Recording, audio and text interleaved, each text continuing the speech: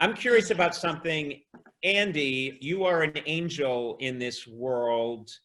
You help curate this world and take care of people. Is this the world you would choose? Or if you could choose your world, who would curate it? Would you want Facebook to curate it? Would you want a famous world-renowned chef to curate it?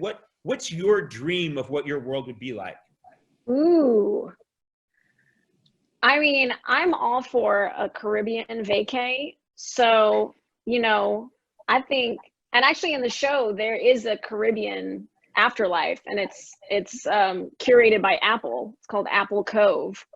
But, you know, I'm not married to any one technological company.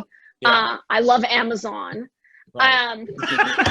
Okay. What you're doing now is shameless. I think what you're doing now is shameless. If Amazon were to like, is smart. there, but when you mentioned Caribbean, I was thinking, I love the Caribbean, but that can't be my afterlife because I would just be, I can't handle the sun. I would be like an old lady covered in a towel. But it's afterlife. You wouldn't get sunburned. We could program it. You guys don't understand. Even in a virtual world, I will burn instantly.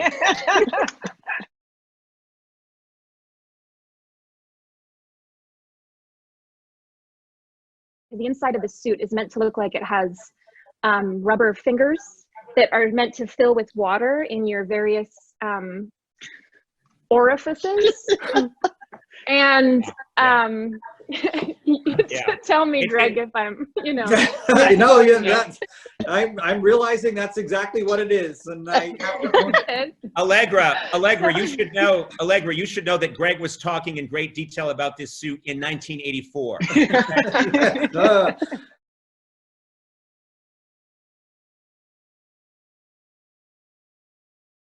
Robbie, your character is he's a jerk, and he does something.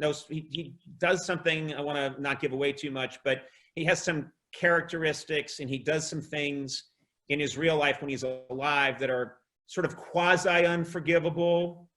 But then it seems like he becomes a much better person once he's uploaded over time. Is that a fair assessment? Yeah, I definitely start off, or Nathan starts off as a bit of a shallow douchebag. But at the same time, you know, he doesn't seem like a bad guy, or, you know, doesn't have a malicious intent.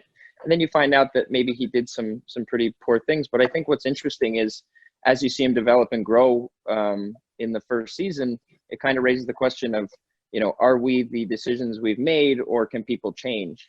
And I think that Nathan learns a lot from Andy's character, Nora, and you know, he sees in her someone who's, you know, really struggling to help their father after losing their mother. And I think there's a big perspective shift in him, and he kind of realizes what's important in life.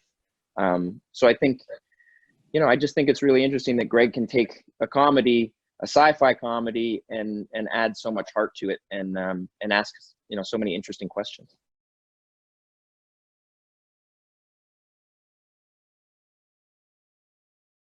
I have a little bit of an insight into this show because I first met Greg in, I think, 1984, 83, 84. And when I met Greg, he was 20 years old, and all he did was talk pretty much nonstop about how he wanted to live forever. Something that nobody that age thinks about. You know, when you're in your early 20s and you're young, as many of you know, you're not worried about that stuff. Greg was obsessed with it from a very early age. Greg, you finally, I feel like, have realized your life's dream of making a show that I think this is your fantasy in a way. Well, yeah, but I'm only halfway there. I'm only halfway there. The whole point of the show is to get people to devise an actual version of this in time for me to get there. Now, I'm in my 50s now. I don't know how long I can keep this up. And I'm certainly hoping if Amazon does a version of this for real, that they appreciate that I brought them the show and give me a free upload.